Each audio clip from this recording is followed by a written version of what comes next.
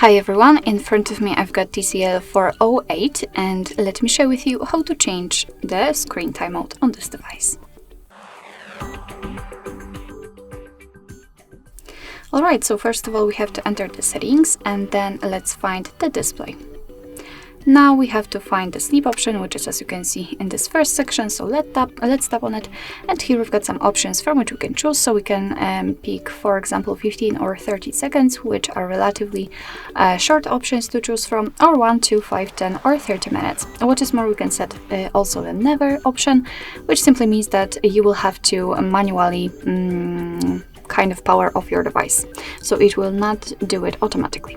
In order to set the option, we have to tap on it, so let me pick 10 minutes, and as you can see, it is notified right here, which simply means that from now on, after 10 minutes of inactivity, this device will black out. Alright, so that will be all. Thank you so much for watching. I hope that this video was helpful, and if it was, please hit the subscribe button and leave the thumbs up.